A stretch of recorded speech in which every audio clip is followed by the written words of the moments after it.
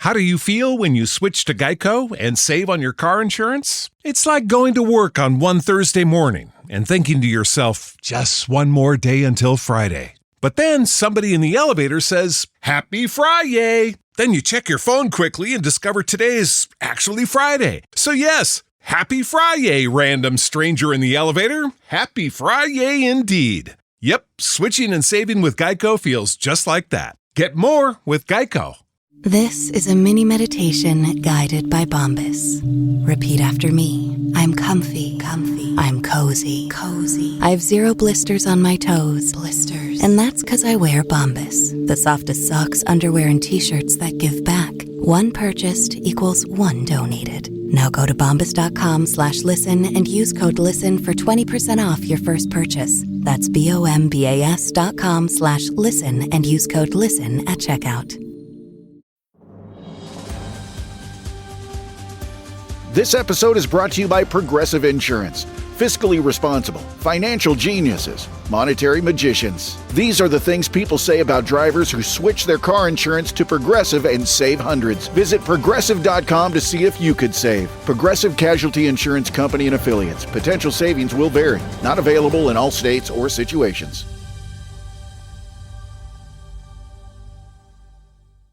Welcome to Orioles on the Verge. This is Zach Spedden, joined as always by Bob Phelan and Nick Stevens. And this week, leading up to Thanksgiving, we only have one new episode to drop, but it's going to be a pretty packed one as we're going to break down the Orioles coaching staff announcement, along with their decision to break to non-tender Jacob Webb.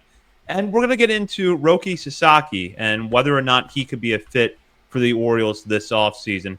All of that is coming up on tonight's episode of Orioles on the Verge, which is brought to you by BetOnline. This Thanksgiving holiday, why not head to the world's most trusted betting platform and your number one source for online betting, BetOnline. From the earliest odds to in-game live betting, BetOnline provides you with constant, real-time odds and action and the ability to watch the games as they happen. With the largest selection of odds on everything from football, NBA and college basketball, NHL to UFC and boxing. Head to the website today to see why BetOnline is America's most trusted site for online wagering. BetOnline, the game starts here. And now, as we like to do at the top of every episode, we want to welcome a new member of our Patreon community. And for that, I will turn it over to Bob. Yeah, the episode starts here officially because we're talking about the newest patron member, Zach Joyner, also known as Redline Shotgun.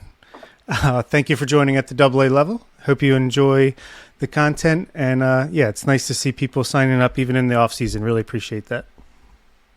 Well, as a reminder, we do have our upcoming top 50 prospects countdown, which will be for patrons. We'll also have bonus episodes throughout the off season. And if you're a member of our Patreon community now, think about giving a Patreon membership to the Orioles fan in your circle of friends or family.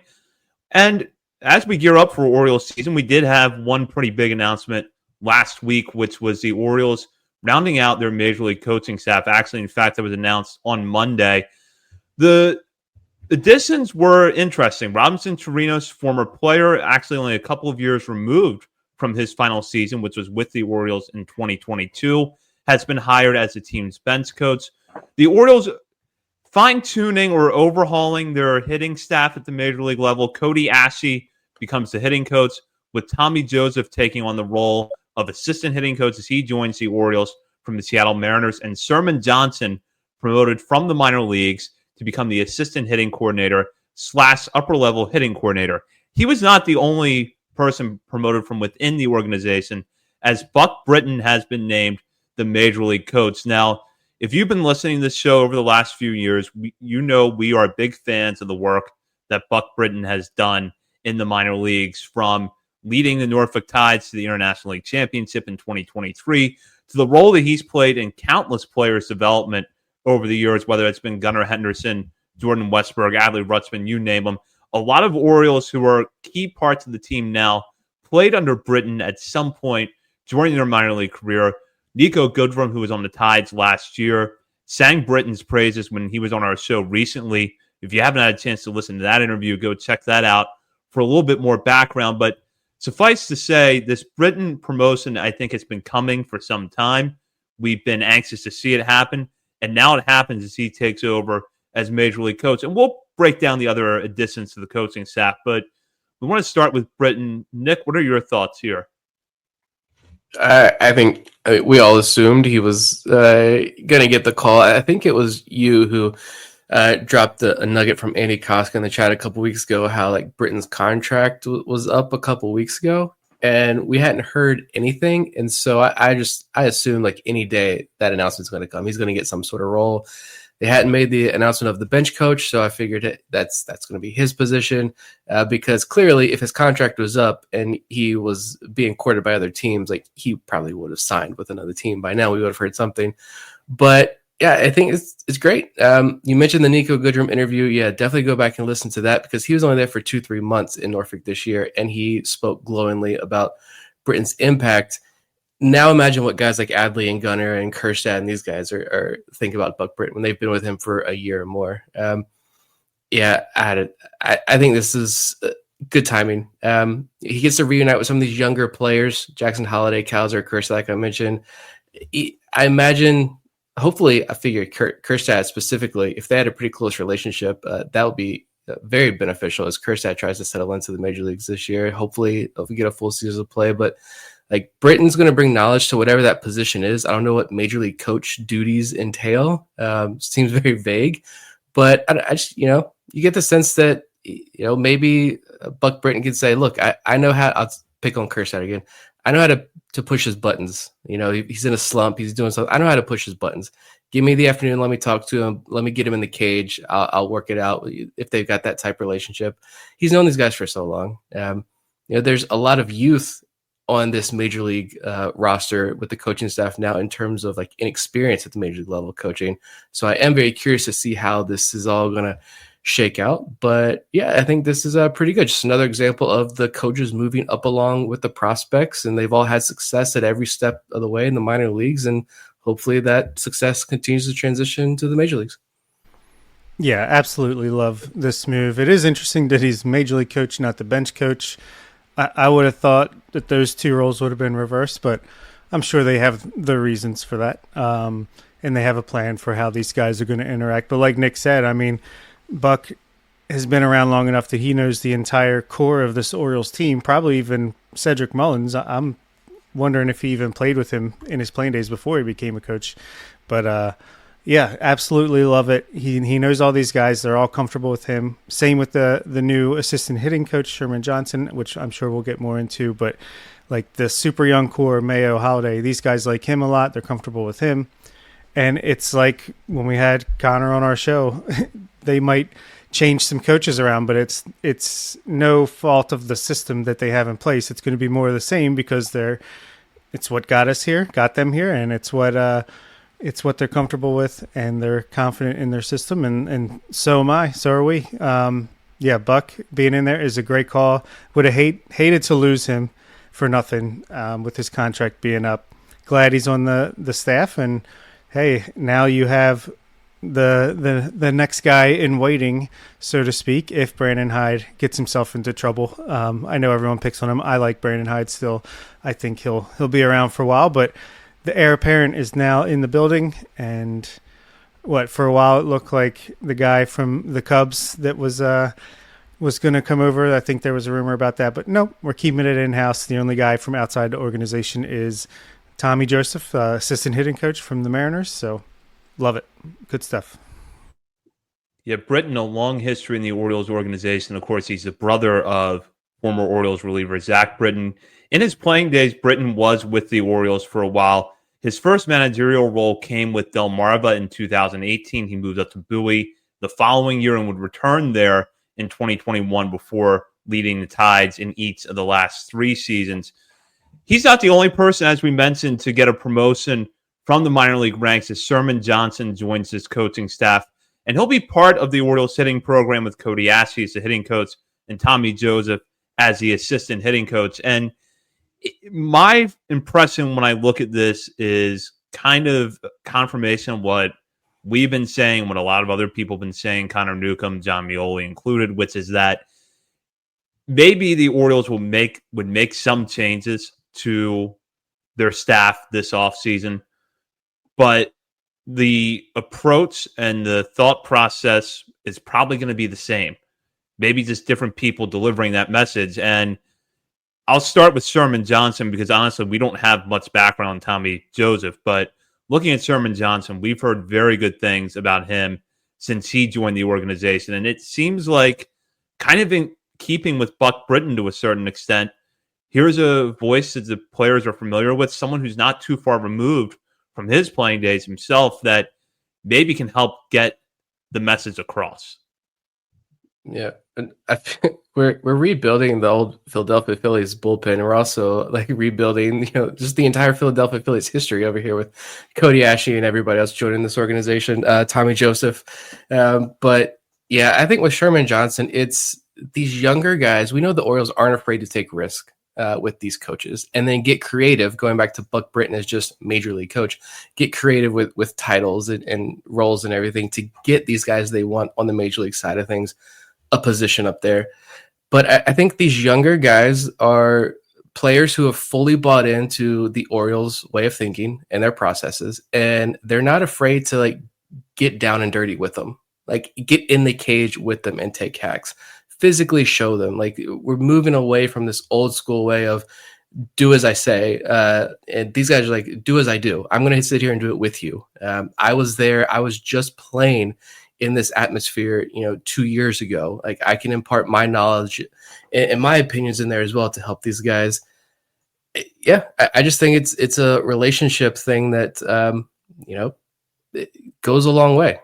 So yeah, with Sherman Johnson, I think this is the most interesting one just because I would love to, I don't think I've found like any interviews with Johnson or anything like that. He's been kept pretty quiet. I almost wonder if it's because of his roles in the past or the Orioles are specifically keeping him kind of quiet, but a lot of some of their other younger coaches. But I do think it's to see him get his first job as the AA hitting coach. And then now 2 years later, he's on the major league staff. I think that speaks volumes about what his potential is. Yeah, I've heard nothing but glowing things about him behind the scenes, and I know everyone that's worked with him has been very comfortable and enjoyed having him around. So, like I said, just having Holiday and Mayo, who have had him as AA and upper minors hitting coordinator / coach, I know they'll be excited to have him around in the dugout every day and just build that relationship. And, I think we were big fans of Matt Borg-Schulte and Ryan Fuller. Cody Ashley, Sherman Johnson, these guys are in the same vein. It's not like they said, we don't like these guys. It just seems like Ryan Fuller and Matt Borg-Schulte went their own way, but you still got that in place. And Tommy Joseph, I'm sure they interviewed a lot of guys from outside the organization.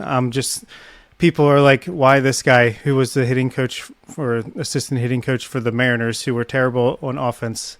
I'm sure that he impressed in the interview and said things that they wanted to hear, and that's why he's here. I doubt it was based on his resume as far as the statistics that the Mariners put up in 2024. Yeah. Well, I don't know timelines. I don't know ages, time, try to put it all in my head here to figure out timelines, but were Ashley and Tommy Joseph teammates? Did they come up together in the Phillies organization? Like maybe there's some connection there. And Cody Ashley was like, yeah, that's my guy. I can vouch for this guy. And then, like I said, the interview went well and they ended up going with Tommy Joseph with Ashley's backing. And so there's a little bond there. So yeah, who knows? It's a small world. All these guys know each other anyway and worked with each other in some aspect, but this is a fun little staff with, Robinson Chirinos, the shocker, I think, of it all. That was kind of, also, I don't know if we'll get into that here, but sorry to steal the timeline thunder there. But yeah, Chirinos was the super fun one in all of this, though.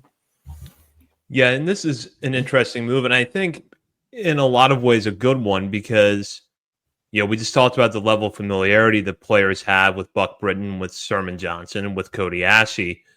They have that with Chirinos because just 2 years ago, he was teammates with a lot of these players, including Adley Rutschman. He was here when Gunnar Henderson came up. And throughout that season and in the years since, we have heard about what a good leader Robinson Chirinos was during his time in the Orioles clubhouse. And it feels like he's one of those guys that when he retired, could have gone right on the track of being a minor league manager or a minor league coach with the goal of becoming a major league manager. Instead, after a couple of years outside the game, at least not being in the game full time, he gets in as a big league bench coach. I feel like if you want to look for an addition that maybe is about vibes, that maybe is about a level of comfort with the players, this is it. But I'm curious to get your guys' thoughts on that. I know I've heard a million times that Adley Rutschman and Robinson Chirinos had a great relationship, and he was a great role model for Adley. So I'm sure that doesn't hurt, but clearly, just like you said, the vibes must have been immaculate when Robbie was in the clubhouse, because I mean that was the year that when Adley came up and the Orioles surprised and went on the winning streak, and they traded Trey Mancini and Jorge Lopez, much to the chagrin of some Orioles fans, but it turned out pretty good. So yeah, I love it. I think it's awesome that it's a guy that, you know, you brought in just on a 1-year deal just to help out. He's Latin American. I think that could even help with Samuel Basallo when he comes up inevitably this year. Just another great role model for him behind the plate. I said Buck Britton could be the heir apparent. I mean, who knows? Robinson Chirinos, maybe he's a guy that could be a major league manager sooner rather than later. Who knows? But yeah, I love it. I like that we're building like our own little Mike Elias era history and bringing people back that have been here before as players, as coaches. Yeah, I just think it's really cool. I don't know how he's going to do, but it's awesome. It's all the ploy to get Santander back in an Orioles uniform next year. The Venezuelan brothers together, which I would not hate at all. But yeah, you talk about that relationship with Rutschman. I went back and found a BaltimoreBaseball.com article that talked about how, you know, their lockers were together and they were going over game plans with each other before every game and sharing notes and kind of joined at the hip, and how Chirinos even had a quote in that article saying, like, one of the reasons he signed with the Orioles was the chance to play every day for a catcher, that is. And then this rookie comes up that everybody's been gushing over for years, and how a lot of guys in Chirinos' position, a lot of the veterans like him at the time, they're not going to take very kindly sometimes to big shot rookies like that. And Chirinos just took him under his wing. And so, and obviously Adley's transition to the big leagues seemed fairly flawless.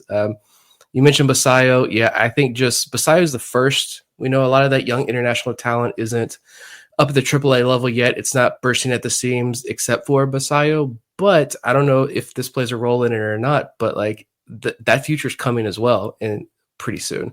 And so to have a Latin American influence there in the clubhouse, I think could be pretty beneficial.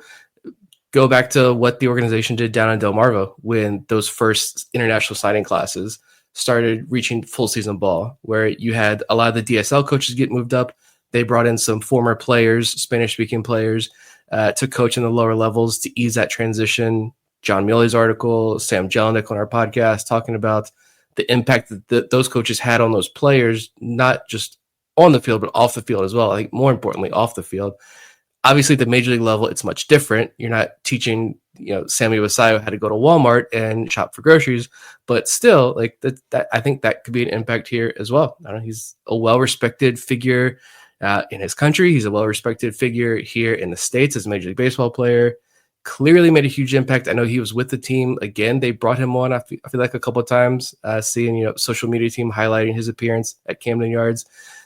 Clearly, a lot of people, and even Brandon Hyde in that article, there's a quote. Brandon Hyde says, like, he's going to make a fantastic coach one day, like foreshadowing exactly what happened. Brandon Hyde was right. So, yeah, this is pretty cool to see him in this position. I'm very intrigued to see if you thought there were a lot of cooks in the kitchen beforehand, I feel like there's more now this coming up year. So I will be very interested to see once we get into spring training, like who has the different role and how the relationships are forming and just how all this is kind of gelling together. I wanted to go back to the timeline question with Cody Ashe and Tommy Joseph. I looked this up. Tommy Joseph and Cody Ashe were teammates on the 2016 Phillies. There you go. And they were also teammates with Zach Eflin. Yeah, so interesting roster here, the 2016 Phillies, because you have influence of the current Orioles, but then the former Orioles of the years that we were covering that, but we kind of prefer to forget at the major league level, including Freddie Galvis and Maikel Franco and Jeremy Hellickson. I don't know. I don't know what Michael Elias is, his connection to Philly is, but clearly he must have been a massive Phillies fan when he was with Houston secretly, because man, between against everything, Dominguez, Gregory Soto, I mean, the boys are being reunited here in Baltimore. So I don't know. Hopefully we get some magic here with these guys, but that's fun. Interesting that Tommy Joseph, only 2 years in the majors, hits 21 home runs, 22 home runs, and then is gone to, I think he went and played in Korea. I don't know. Just, I didn't know much about Tommy Joseph. I did not realize he had back-to-back 20 home run seasons. But, yeah, welcome aboard. I do only know Tommy Joseph because the one time I went to a Nationals game a couple years ago, they played the Phillies, and my wife, I'm pretty sure, drunkenly just yelled, "Tommy Joe," for whatever reason. Tommy Joseph came up to bat. She shortened it to Tommy Joe, and it was Tommy Joe the rest of the night. So, fun connection.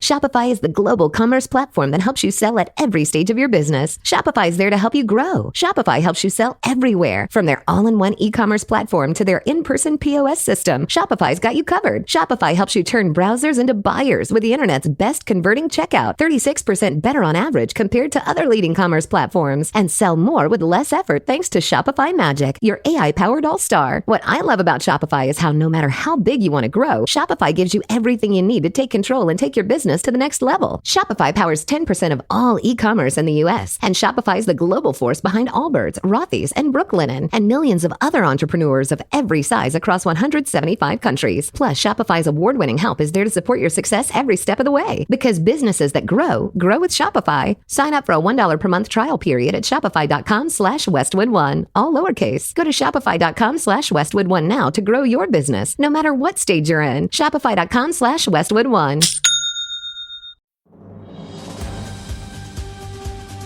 This episode is brought to you by Progressive Insurance. Fiscally responsible, financial geniuses, monetary magicians. These are things people say about drivers who switch their car insurance to Progressive and save hundreds. Because Progressive offers discounts for paying in full, owning a home, and more. Plus, you can count on their great customer service to help you when you need it, so your dollar goes a long way. Visit Progressive.com to see if you could save on car insurance. Progressive Casualty Insurance Company and Affiliates. Potential savings will vary. Not available in all states or situations. Holiday gatherings are happening. Stack on the sparkle this season with unforgettable jewelry from Blue Nile. Right now, save up to 50% with Blue Nile's Black Friday and Cyber Monday deals. Blue Nile offers an endless selection of bold gold styles, gemstone jewelry, and classic diamond pieces. So you can take your holiday party look to new levels of glam. Or gift yourself elegance for every day of the year. Shop now for up to 50% off jewelry at BlueNile.com. That's BlueNile.com.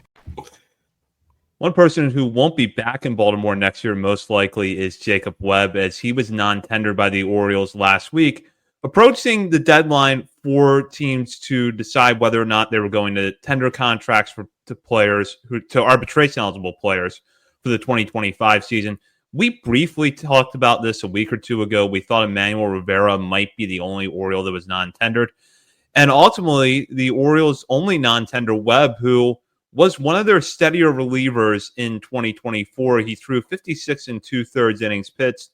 And the numbers were pretty solid. 3.02 ERA, 3.52 FIP, 4.31 xFIP, while striking out 58 batters, which is good for a 24.5% clip.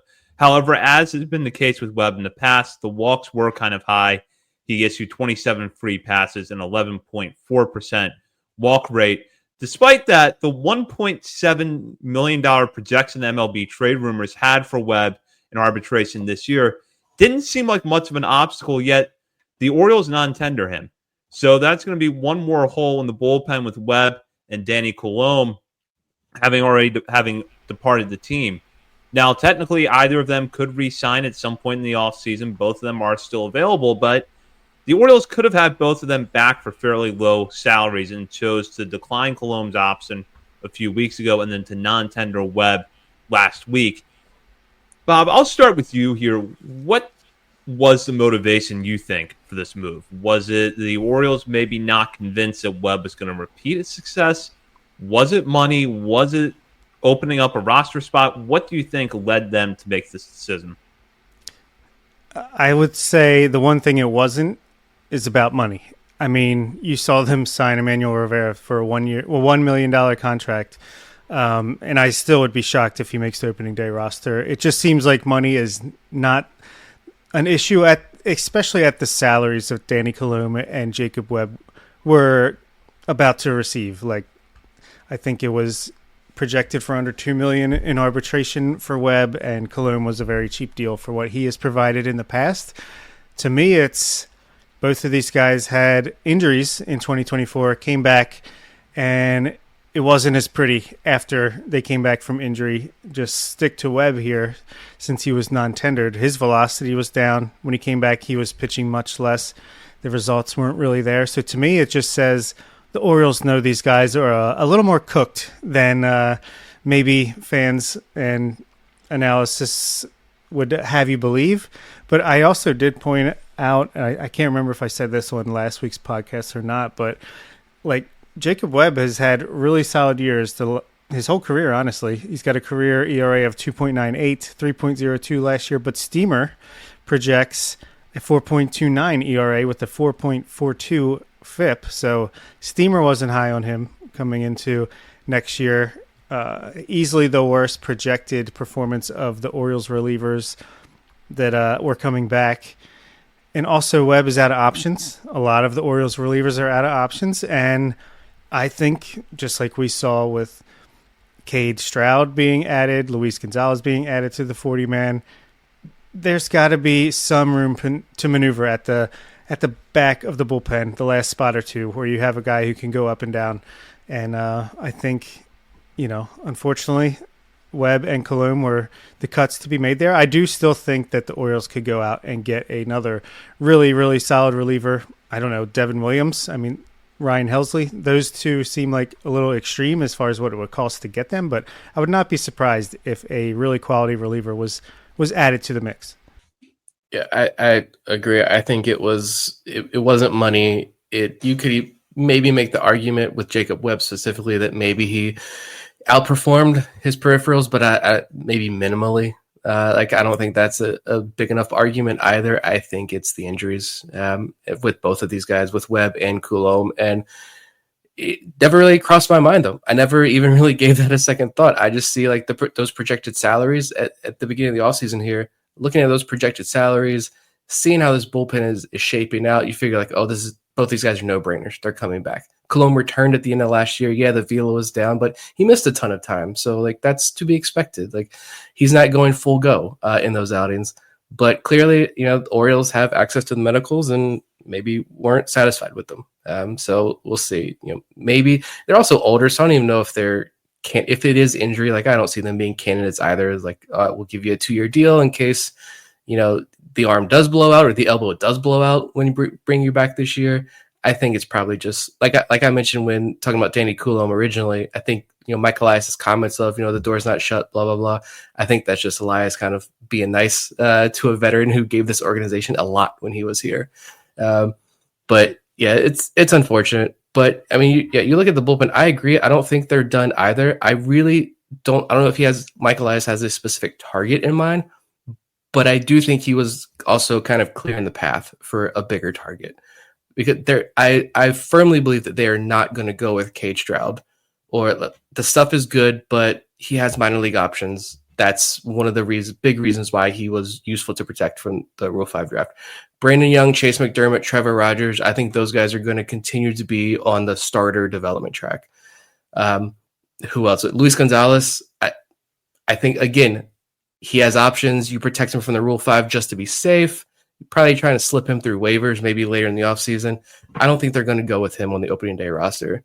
But I don't think they're going to go with those guys. And while I do think the bullpen is in a good place right now, you've got Yunier Cano, Soto, finished strong, Sir Anthony Dominguez.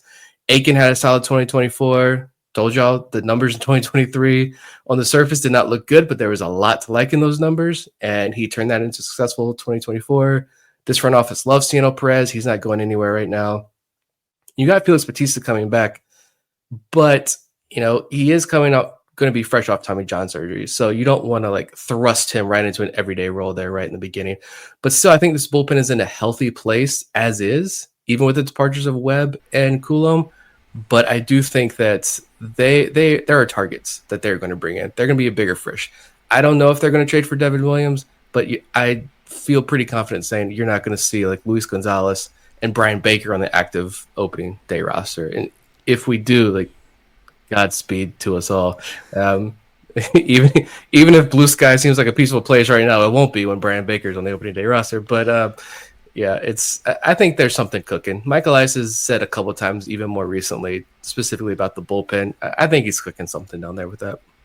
Yeah, so I have the spreadsheet now open. So the top 5, pretty solid. Bautista, Dominguez, Cano, Soto, Perez. That's 3 righties, 2 lefties, all projected to have ERAs in the mid to lower 3s.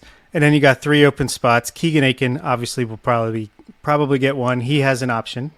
Colin Selby, I think, is my pick for breakout reliever of the year in 2025. I believe he has options left, and then there's an open spot there for someone else to be added.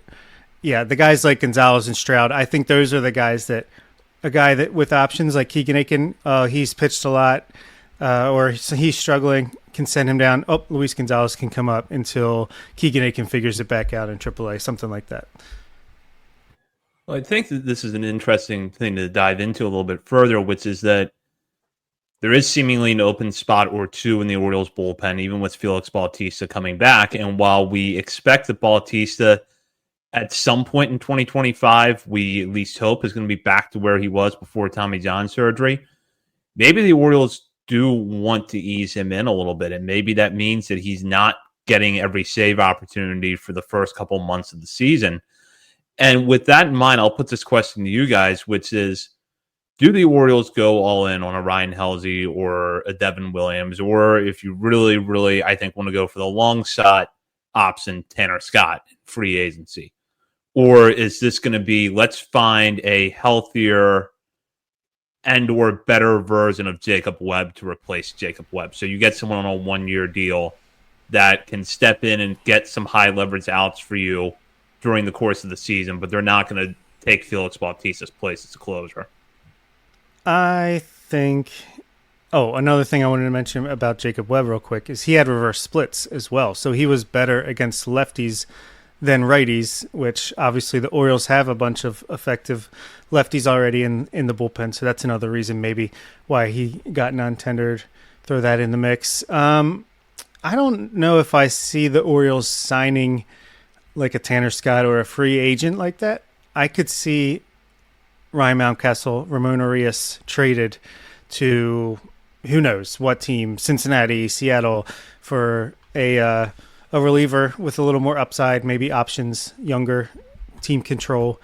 I don't think Mountcastle or Arias could get you much unless they're part of a bigger package as far as starting pitching help, but maybe a reliever could be a fair deal for one of those guys. So I definitely think they're going to add. I don't think it'll be at the top end unless the price is just much cheaper than we would expect, or say the Brewers or the Cardinals like a specific guy in our minors that we're not as high on, and we can make a fit that way. But I think it'll be a guy who Orioles fans are like, I don't know really much at all about so-and-so, but their numbers look good. And then, hopefully they're on the up and up and can make an impact in 2025. Yeah, you don't need to trade. I don't think you need. If the price is right, sure, but I don't think you need to trade for a Ryan Helsley. I don't think you need to trade for a Devin Williams right now. And supposedly, I think the Brewers have said they're going to try to hang on to him until the trade deadline anyway. You please, God, do not bring Tanner Scott back. I'm good there. He can go be someone else's headache. I don't think you need to shop at the top of the market for the bullpen help, but you can go like I do think Stroud and Luis Gonzalez, like they're older guys, right? We talked about it last week. They're older guys. The stuff is good. Luis Gonzalez can keep the ball on the ground. He can be effective. Cade Stroud has truly fantastic stuff. TBD if he can like put it all together for you. But I think for like short stints, like Bob was talking about, you need to come up for like a day or two or a couple of days, come up, give us 2 or 3 outings at most, and then we're going to send you back down. Having those guys will be critical. So I don't even think you need to go out and necessarily like shop the bargain bin for a guy with options. Like I would almost say like take a flyer on, look at these guys who just got non-tendered. There's an intriguing group there. Like take a shot at a Jordan Romano if he's healthy. That could be a late inning guy for you. If he's healthy, like the potential payout there is enormous. And if you only get a month out of him, all right, sure. We're not spending John Angelos' $5 anymore. Like we can take a little risk on a Jordan Romano type. I know Kyle Finnegan is like a back and forth. Like some people like him, some people don't. Some people question the underlying metrics, whatever. Like take a shot on one of those guys where you might have to spend a little bit, but I think the risk is certainly worth the reward with those types of guys. They can help fill in some late innings while Felix Bautista settles in.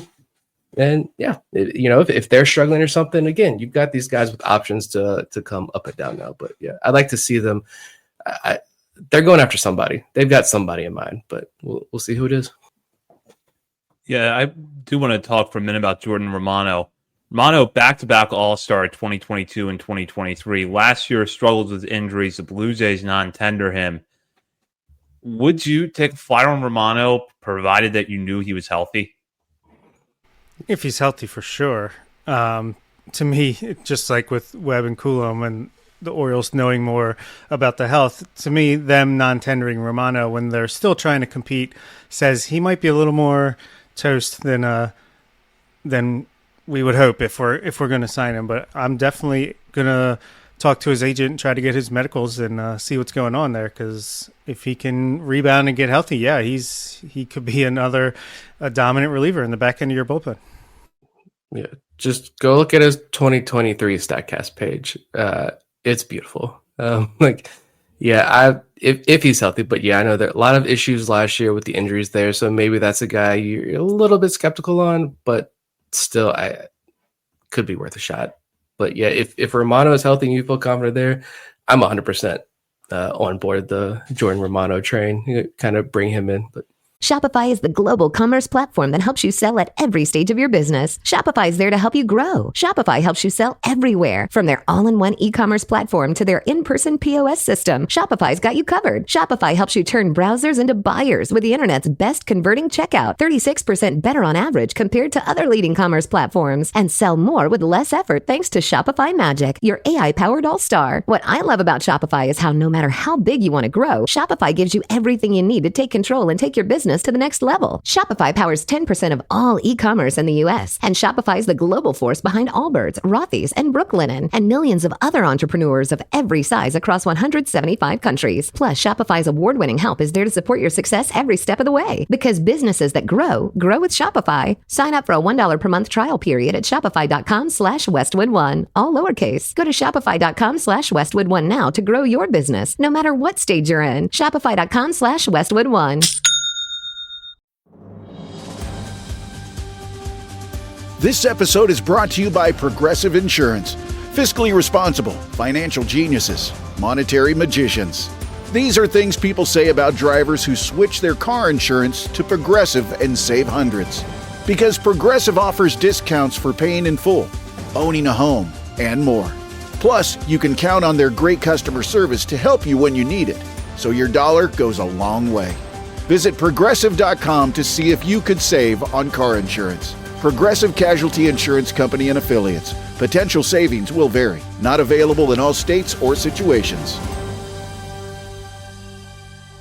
How do you feel when you switch to Geico and save on your car insurance? It's like going to work on one Thursday morning and thinking to yourself, just one more day until Friday. But then somebody in the elevator says, "Happy Friday!" Then you check your phone quickly and discover today is actually Friday. So yes, Happy Friday, random stranger in the elevator. Happy Friday indeed. Yep, switching and saving with Geico feels just like that. Get more with Geico. We'll dive in now to What could be one of the bigger storylines of the offseason, not just in Birdland, but in all of the majors, which is Roki Sasaki, expected to be posted by the Marines, his team in Japan. It looks like in December, he will be posted. Now, the 23-year-old has immense upside and a lot of talent, but his free agency process is going to be a little bit complex. Since he is under 25 years old, he is considered an international free agent in the eyes of MLB and an amateur. So he is actually subject to bonus pool stipulations. Now, the Orioles do have a good chunk of money left, a little over $2 million, in their bonus pool for the current international signing period. But that signing period will end in December. Sasaki is not expected to sign until January, which could cause an interesting ripple effect in the international signing class in all of baseball, depending on how many teams are actually in the mix for Sasaki. Now, I should note that the speculation to this point has been that Sasaki prefers to pitch on the West Coast. Many people are already anointing the Dodgers to be the front runner for his services, but there are a lot of reasons for other teams in the game, including the Orioles, to be interested in a pitcher who has a lot of upside coming over the majors at a young age and who is not going to cost them as much as a top-tier free agent starter will, not by a long shot. So a lot of reasons to like Sasaki, but Nick, I'll start with you because you brought up a piece from Ben Badler before we came on air here. Badler, of course, the excellent writer over at Baseball America, kind of giving us a larger picture of how Sasaki could actually affect the next international signing period. Yeah, this was a fun question in the chat last week that we didn't address, but I saw it and I was like, that's actually a really good question. And I don't think the Orioles are truly have a legit shot at Sasaki, but stranger things have happened.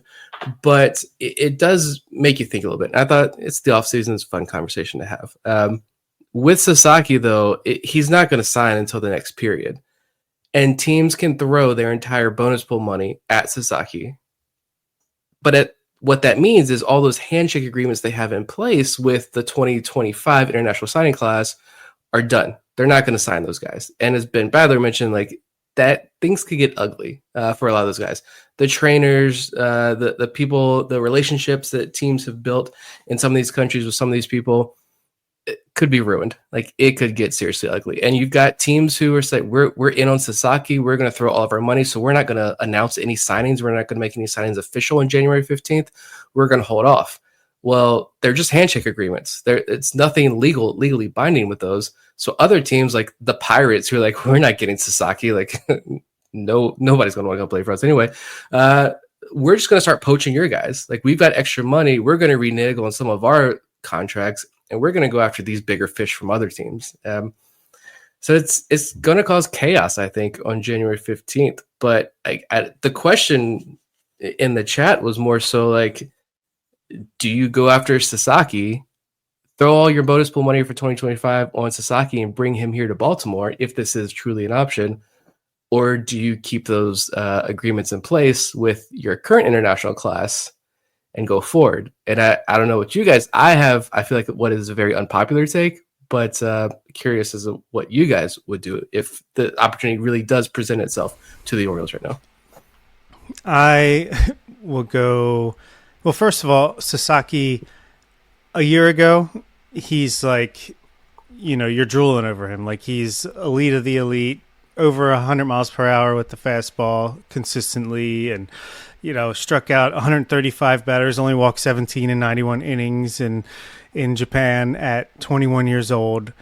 Showed out at the World Baseball Classic. Your teams are going all out to try to get him. But he did have a little bit of a step back this past year. I believe there were some small injury concerns. He did throw 111 innings, struck out 129, so strikeout rate came down. Walk 32, walk rate went up for pretty decent amount. So a little more questions now at 23, but still, this is a guy that and the velocity was down a little bit too, I believe. So still, this is a guy that's 23 years old, just turned 23 last month, 6'2", ace type potential if he can get healthy, if he can get his innings up. The most he's ever thrown is 129 back in 2022. I'm going for him. If he wants to play in Baltimore, I would love to have him play in Baltimore under control for 6 seasons. So you'll have him from 23 to 29 in his prime. Sounds good to me. That could really get the international Asian market rolling here in Baltimore. Maybe if he comes, then you get some other future guys that would be interested in coming. So I would love to see it. I don't think it's going to happen, but I would love to see it. So yeah, January 15th is going to be even more interesting than usual when that date rolls around. I'm kind of torn between both of the arguments that you both just made, because look, you could commit to 3 or 4 other players in the international class with that money you're going to give to Sasaki, and none of them might work out. And at least if you go with Sasaki, he's a guy that's going to go directly to the big leagues. And even if he's your number 4 starter for the next 6 years, that's something. But then on the other hand, as Nick brought up, those relationships are important. The Orioles' international status, or their Orioles standing in the international market, still maybe not that strong compared to other teams, although Kobe Perez has done excellent work predating his time with the Orioles. You're still kind of at that point where you're really building things up, and now there is some momentum, and almost that's kind of where I want to say time out and figure out, okay, is Sasaki going all in on Sasaki when your chances of getting him might not be that good anyways, worth it? Not to mention, I wanted to bring up this point too. In the context of 2025 and 2026, let's just look at the next 2 years. Who would be more of a difference maker? Sasaki or Corbin Burns? Or you could even throw in Blake Snell or Max Fried into that mix. Who are you more confident in giving the money to now to be your ace? All fair questions. For me, it's talking about Sasaki, who he is as a pitcher. Like, yeah, of course, there's the injuries, as Bob mentioned. There's that fear of the increased workload. You're pitching 1 day a week over in Japan. Over now here in the States, you're going to be pitching more. It's a different ball. Brandon, too, over at Sports Info Solutions, has a fantastic article breaking down Sasaki's stuff. I think he said he in his intro, he talks about how he's watched every single Sasaki start in NPB. Great breakdown. And then Lance Brzdowski, friend of the show, has a fantastic YouTube video breaking out Sasaki's stuff, and specifically the fastball. Like, it was a 121 stuff plus 2 years ago when Bob was talking about he was lighting the world on fire. But with the changes he's made in his delivery and everything, and with the US ball, that fastball could be like a 108 stuff plus when he gets to the big leagues over here, which, you know, is still good. But like, is he going to be that truly elite pitcher here in the States? It's a rare opportunity, I think, as well, to basically like buy one ace, get one free kind of deal, because you're spending international dollars, like what, $6-7 million. So you're still can be aggressively in on Burns, Snell, Fried, whoever. And if like you're Mike Elias, you can like, you don't have to trade a single prospect and you can land 2 aces. Like, he's salivating at that opportunity. Let's be real. I'm not going for it. If let's say that the opportunity is there and it is one or the other, I'm not going to go for it, because to Zach's point, yeah, I do think Snell, Fried, Burns, I feel very confident those guys, they've been doing it for many years in the major leagues. They're going to be your ace.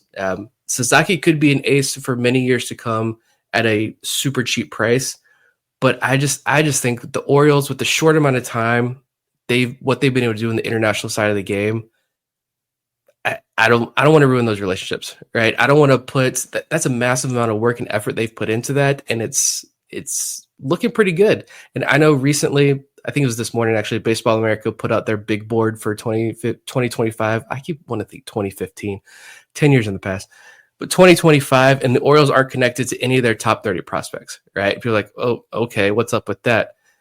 Outside of Basayo, rattle off the top international talent in the organization and tell me how much they signed for. I have a short list here. Aaron Estrada, less than $200K. Joshua Lorenzo is $500K. Right? He's a big guy. But Esteban Mejia, less than $200K. Keeler Morphe, $200K. Thomas Sosa, $400K. Freddie Bencosme, you guys know how much he signed for? $10K.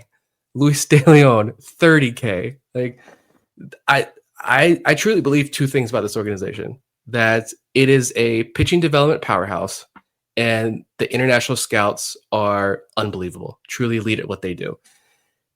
And I say let him keep working. Like Sasaki there's no denying his talent. But if it's one or the other, yeah, I'm sticking with the guns. I'm sticking with this class they've got handshake agreements with. And I'm trade for Crochet. Sign Burns. Give me two of those aces. Or sign Burns or trade for Crochet and give me an Evaldi or somebody else in that next tier free agency that we've been talking about.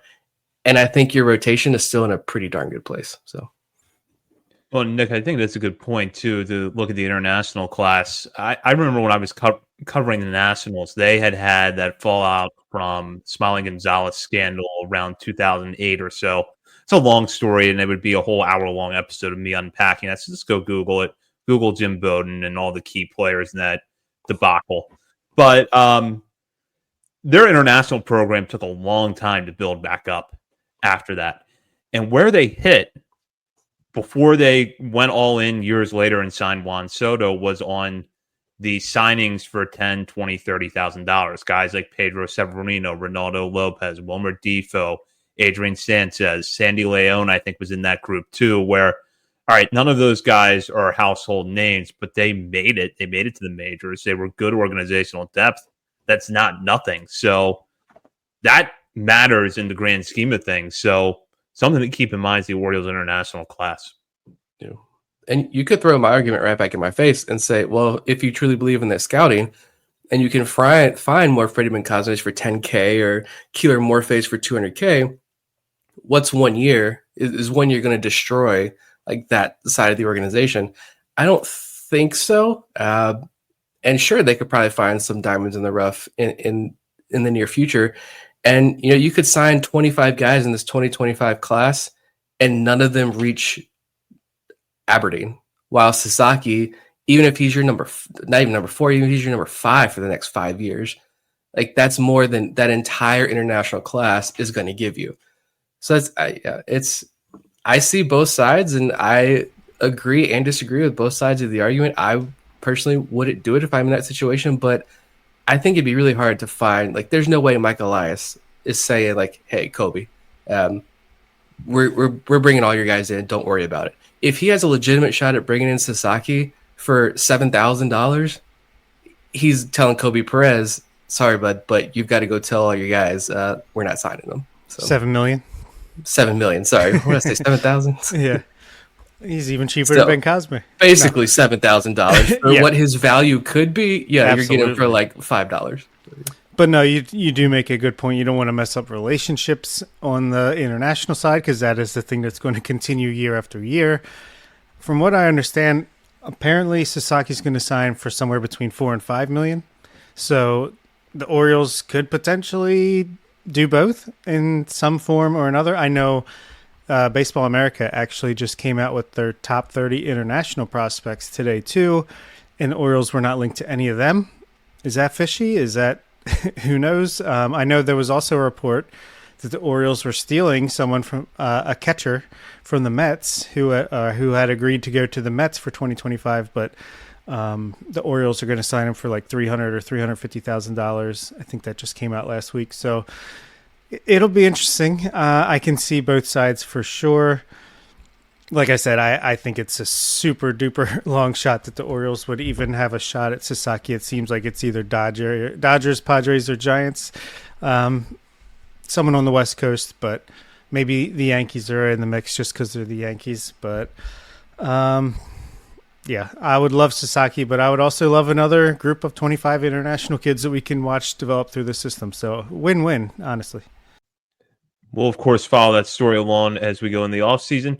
Quick note here, this is our only episode this week because we have the Thanksgiving holiday coming up, and I know that Nick is certainly looking forward to Cowboys-Giants on Thanksgiving afternoon with Tom Brady on the call. Nick, is that still technically a football game, or what is that now? That's the NFL forcing you to spend Thanksgiving with your family, because if you're watching, it's not even Tommy DeVito anymore. Apparently he's hurt. If you're watching Drew Lock versus Cooper Rush with Tom Brady's god-awful announcing, seek help. Seek help, people. And I say that as a lifelong Cowboys fan. I will not be watching that game. We'll be back next week. In the meantime, you can check us out on our many social media channels. including Facebook, X, TikTok, YouTube, Blue Sky. We're also over at Substack, OriolesOnTheVerge.substack.com. And while you're browsing around the internet, be sure to head over to our Patreon community and sign up to become a member today. And here's something to note here, which is that Patreon is running a Black Friday sale, 20% off first month, year of all new subscriptions, Wednesday at midnight, Monday at midnight. Don't want to miss that. And as a reminder, you can sign up to have a holiday membership sent to an Orioles fan in your life this holiday season. For Bob Phelan and Nick Stevens, this is Zach Spen. You've been listening to Orioles on the Verge, presented by BetOnline and part of the Believe Podcast Network. How do you feel when you switch to Geico and save on your car insurance? It's like going to work on one Thursday morning and thinking to yourself, just one more day until Friday. But then somebody in the elevator says, Happy Friday! Then you check your phone quickly and discover today is actually Friday. So yes, Happy Friday, random stranger in the elevator. Happy Friday indeed. Yep, switching and saving with Geico feels just like that. Get more with Geico. Bingo. All right, Phil, we're recording now, so it's live. Go ahead. Pick on me the way that you want to. Did I say that? I wouldn't say that to my son. Man, I mean, come on, man. Just go. This isn't CBS. All right, be quiet for a few seconds. Why would people want to listen to the Sims Complete podcast? Well, a couple things. One, if you like to see sons pick on their father, this might be the place. If you want to see a place where the father just kicks the out of his son, this would be the place. What do you like about it, Matt? Ditto. Father-son dynamic duo talking about the game of football that we love and share and appreciate together. And, you know, hey, it's an extension of what we did, right? Growing up, I was able to watch my father play football, then obviously watch him as a broadcaster. And then he taught me the game of football and share the wisdom that he learned throughout his playing career. And, you know, hey, sometimes we're full of it and sometimes we actually know a thing or two. Well, we do a lot of research. At least I do. You're a little spotty, but you know, you hang in there. It's fun. I love doing this and it's been awesome. Sims Complete. Check us out wherever your podcasts are available on the Believe Network. Appreciate it. See ya.